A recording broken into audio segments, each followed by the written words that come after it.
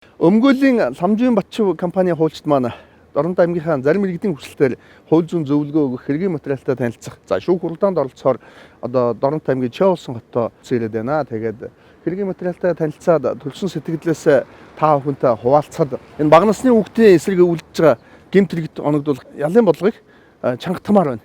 Өнгөрсөн оны 10 сард 7 настай дагвар хүүхдийн амь насыг хохиросон ийм эмгэнэлтэй бөгөөд харамсалтай хэрэг гарсан. За яг энэ гарсан өдөр миний бие хуульчийн хувьд бол бага насны хүүхдийн эсрэг үлдэж байгаа энэ гэмт хэрэгт оногдвол яш итгэлийн бодлогыг чангаруулах талаар хүсэлтийг одоо хуульчийн хувьд бол илэрхийлсэн. За үүнтэй холбоотойгоор намрын чуулганаар энэ асуудлыг яралтай гормоор хилцэж бага насны хүүхдийн эсрэг үлдэгдсэн ийм гэмт хэрэгүүдэд ялын бодлогыг чангалсан.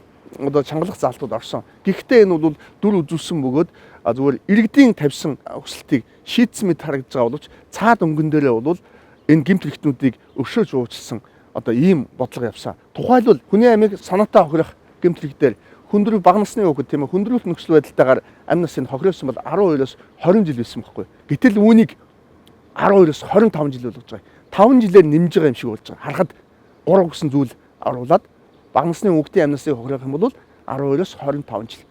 Гэхдээ доод хэмжээ нь хэвээрэл нь шүү дээ. Эцэс гэмб руугаа хүлээгээд хохирлоо төлөх юм бол хууль заасан ялын доод хэмжээг бууруулж болно гэж байгаа байхгүй.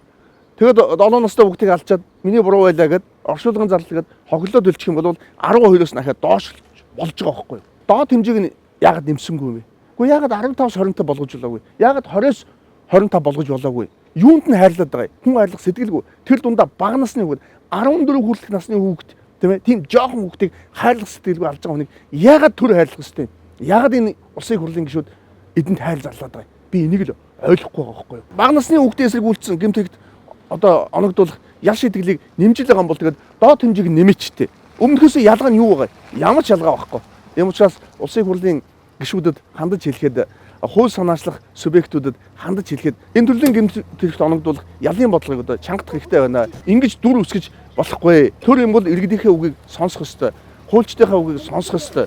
Хууль зүйн үндэслэлтэй шийдвэрийг одоо үндэслэлтэй судалгаатай шийдвэрийг гаргах хэрэгтэй. Түүнээс биш ард түмнээ хуурдаг байж болохгүй. Сошиалор ажиллаа хийдэг байж таарахгүй. Сошиалор юу сэвэн түүнийг өлгөж явна. Тэгтээ гарч байгаа үр дүн нь энэ л байгаа байхгүй юу? Тэгээд ард түмэнд хэлэхээр бага насны хүүхдийн эсрэг үйлдсэн гэмт хэрэгт оногдуулах ялын бодлогыг бид чангаллаа л гэж хэлж байгаа. Яг үндсэндээ бол чангалсан зүйл байхгүй л шүү дээ. Доод хэмжээ нь хэвээрээд нь шүү дээ. Ийм л зүйлийг хууль тогтоогчдоос хандаж хэлэх гэсэн юм аа.